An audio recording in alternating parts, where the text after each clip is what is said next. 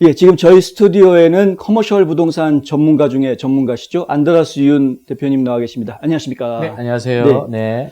저희가 최근에 그 월드 프로퍼리 저널이라는 데 보니까요. 한 보건 산업 쪽에만 290억 달러가 투자가 될 거다. 뭐 이런 얘기가 나오고 있더라고요. 네. 부동산 시장에도 보건 이슈가 굉장히 중요한 이슈로 작용을 할 수 있나 보죠.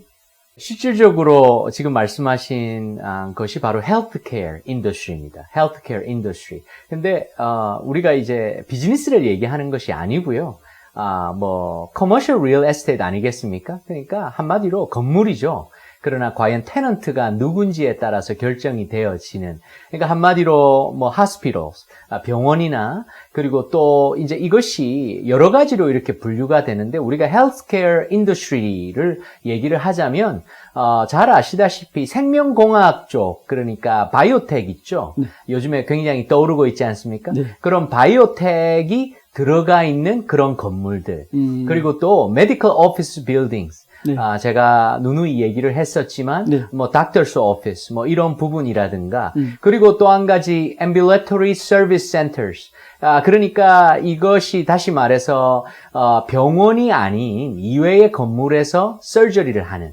솔저리요? 예. 어전 케어 같은 게 아니고. 그렇죠. 그러니까 어전 케어도 될 수가 있고요. 네. 그리고 또 정형외과라든가 이런 것들 꼭 병원에 가서 수술하는 것이 아니고 닥터스 오피스에서 그런 어떤 오피스 빌딩 같은 데 가면 서지컬 모든 디바이스나 이런 것들이 다 갖추어져 있고 네. 거기서 간단히 수술을 하고 나오는 그러니까 outpatient 같은 경우. 네. 예. 그런 어떤 건물들. 그러니까 실질적으로 이런 우리가 commercial real estate를 하면 이런 어떤 비즈니스를 얘기하는 것이 아니고, 정말 건물을 사는 데 있어서 테넌트가 누구인지, 예, 그러니까 이런 헬스케어 테넌트들이 매우 솔리드하다고 여겨지기 때문에 네. 이런 어떤 투자의 바람이 불지 않나, 그렇게 생각되어집니다. 네. 그 메디컬 오피스 빌딩에 대해서는 사실 과거에도 여러 차례 윤 대표님 말씀을 해주셨어요. 네네네. 근데 네. 실제로 이게 필드에서 이런 수요들이 좀 많이 있나요? 저희 볼 때는 건물에 투자하시는 분들 입장에서 볼 때는 좀 머뭇거리기 쉬울 것 같은 그런 느낌이 좀 들긴 하는데. 네, 우리 홍 기자님께서 바로 짚으셨는데, 조금 익숙지 않죠. 네. 익숙지 않죠. 그러나 제가 예전에도 여러 번 말씀드렸듯이 많이 하는 트랜잭션 중에 하나고 우리가 메디컬 오피스 빌딩 말 그대로 이제 제가 리테일, 오피스 이렇게 나누자면 주로 오피스 쪽에 속합니다.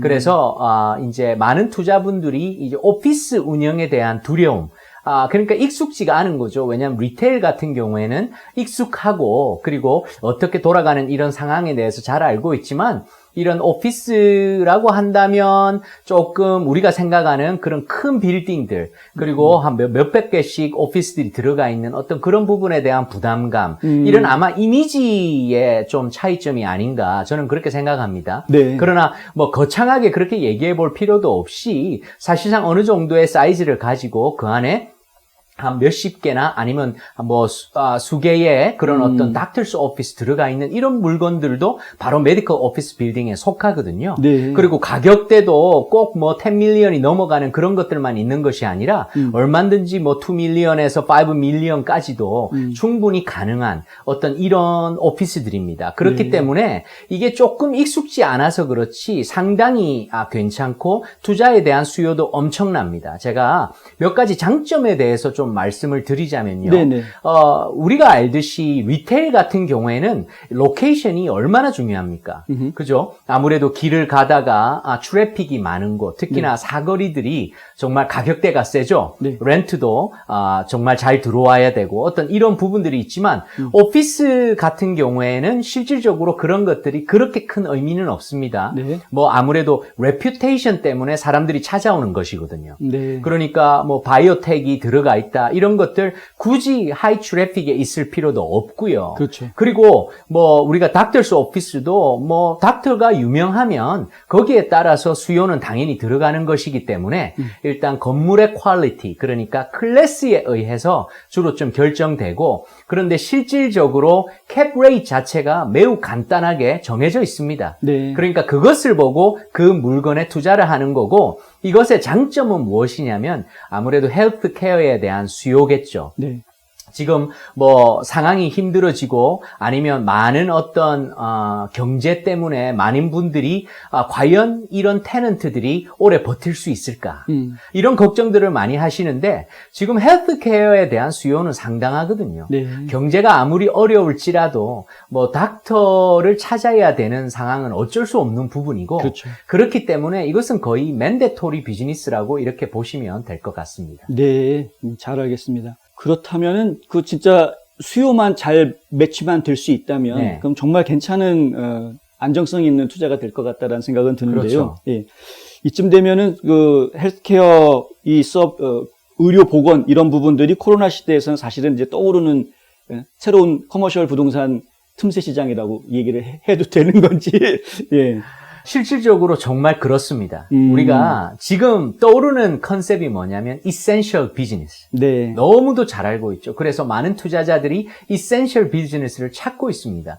왜냐하면 제2의 코로나가 올지도 모르잖아요. 네. 그래서 뭐 그렇게 따져보니까 그로서리 스토어라든가 뭐 드럭스토어라든가 아니면 홈 서플라이. 그래서 뭐 저 홈디포 같은 경우에도 뭐 최고의 수익을 올렸죠. 최근에. 네. 네. 그리고 뿐만 아니라 뭐 가스 스테이션 뭐 이런 물건들을 우리가 이센셜 비즈니스라고 하는데 네. 헬스케어도 분명히 이센셜 비즈니스고요. 그렇죠. 뿐만 아니라 정말 이번에 CBRE에서 나온 서베이에 의하면 85%의 투자자들이 이 헬스케어 비즈니스를 recession resistant 비즈니스로 보고 있습니다. 네. 그러니까 recession 경기 침체가 올지라도 네. 끄덕없는 네. 그런 어떤 테넌트 퀄리티로 보기 때문에 네.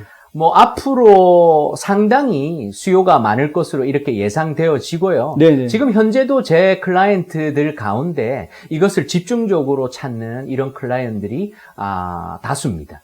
그래서 우리가 조금은 오피스 빌딩 하면 익숙지는 않을지 몰라도 조금의 생각의 변화. 왜냐하면 이렇게 큰 자본이 움직일 때는 바로 대세지 않습니까? 네. 대세가 움직일 때는 그만큼 검증을 거쳐서 가는 거기 때문에 네. 한번 생각의 변화를 가지시고 확실한 어떤 투자의 지표를 만들어 가시는 게 좋을 듯 합니다. 네네. 근데 메디컬 오피스 빌딩 그러면은 그것도 아까 이제 트래픽이 번잡한 곳에 있을 필요 없다라고 말씀하셨지만 그럼에도 불구하고 뭐 예를 들어서 종합병원의 근처에 있다라든가 뭐 닥터들이 많이 모여 있는 동네에 위치한다라든가 이런 어차피 로케이션상의 특성은 있기는 있을 것 같아요, 느낌에. 예, 정말 좋은 질문이신데요. 로케이션을 결코 무시할 수가 없죠. 네네. 그러나 이것은 주로 오피스 빌딩의 로케이션은 바로 디맨드에 의해서 결정되어집니다. 네. 그러니까 특정한 트래픽보다는 그 지역의 데모그래픽, 어떻게 이루어져 있고 또 어떤 인컴대에 이런 가정들이 이루어져 있는가. 그래서 우리가 쉽게 알듯이 이런 병원들이 있는 곳에 보면 그 지역적으로 상당히 땅값 자체가 높은 편이죠. 그렇죠. 왜냐하면 병원을 끼고 있으면 그만큼 편리하니까. 네. 예, 그런 측면에서 아무래도 큰 병원들을 끼고 있는 이런 헬스케어가 집중적으로 분포되어 있는 어떤 그런 것들을 볼 수가 있고요. 네. 아무래도 테넌트들 입장에서도 좀 더 좋은 환경, 이왕이면 이제 오피스 빌딩 같은 경우에는 뭐 클래스 A라든가 B라든가 C라든가 이런 것들로 결정이 되어지기 때문에 네. 이왕이면 좀 더 새로 지어진 이런 물건들에 아무래도 좀 선호하는 그런 편이죠. 그리고 또 매우 큰 장점은 아무래도 프로페셔널들과 테넌트들 자체가 프로페셔널들 아니겠습니까? 그렇죠. 그렇기 때문에 일단 렌트도 꼬박꼬박 너무 말씀 부리지 않고 정말 좋습니다. 그 아주 중요한 부분인 것 같은데요. 네, 말씀 잘 들었습니다. 역시 지금 경기 침체가 앞으로 우리 현실로 다가올 것이다라는 예상들을 좀 많이 하고 있고요. 제롬 파웰 의장 같은 경우에도 사실은 경기 침체가 온다고 하더라도 이 물가를 잡기 위해서 고금리 정책을 강하게 추진하겠다라는 의사를 밝혔기 때문에 경기 침체를 대비하는 투자자들 입장에서는 상당히 좀 신경을 써야 될 부분인 것 같습니다. 오늘 아주 좋은 정보 주신 윤 대표님 정말 감사합니다. 네, 감사합니다.